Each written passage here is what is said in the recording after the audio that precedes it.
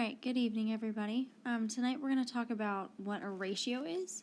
We're going to define it, and then we're going to look at some real-world examples of where we might see ratios in everyday life. So to get us started, a ratio is a way that we can compare different values. Okay, it's very important that you make note that we are comparing numbers.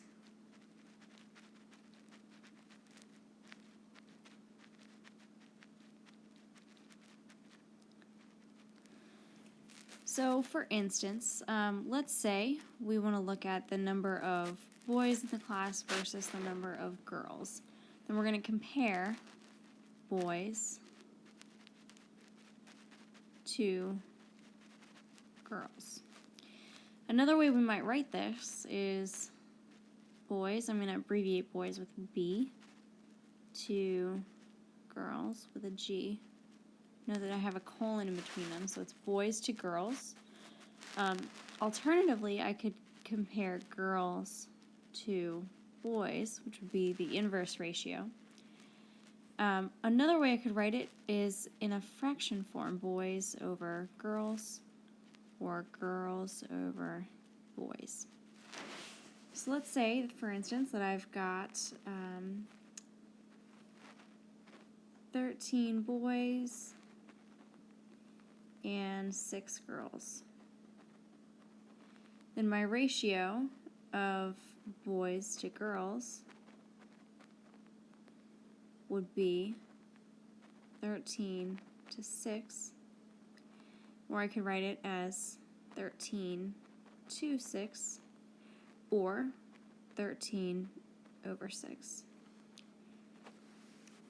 On the other hand, in some cases I might not necessarily be comparing two totally different things, but I might be trying to figure out a number out of a total. So what if I'm looking for the number of boys to total students?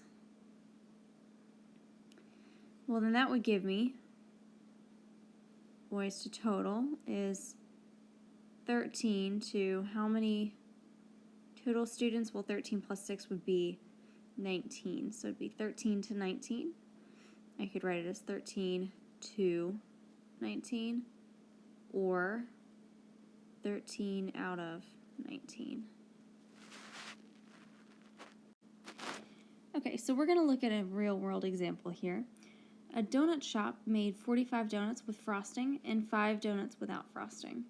What is the ratio of the number of donuts with frosting to the number of donuts without frosting?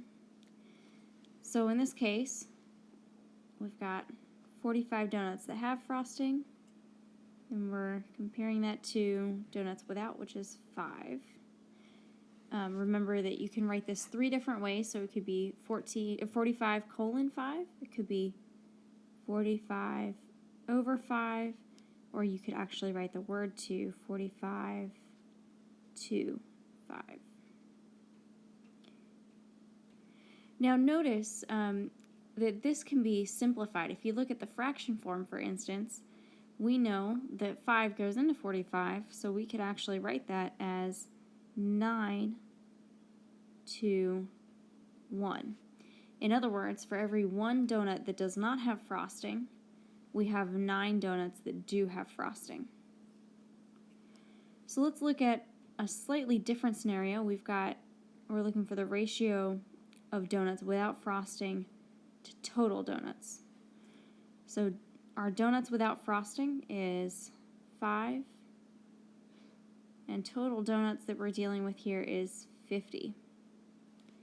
Or we could write it 5 out of 50. And remember, that simplifies. We could write this as 1 to 10. So 1 out of every 10 donuts is not frosted. Now this may seem fairly straightforward and easy to keep up with for now, but one thing we're going to want to make sure that we do as this gets more complicated is we're going to want to label our ratios.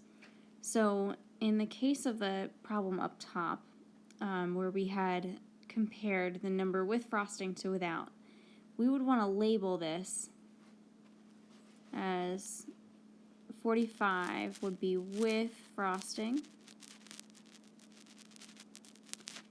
and then 5 without. And down at the bottom, this would be 5 without to 50 total.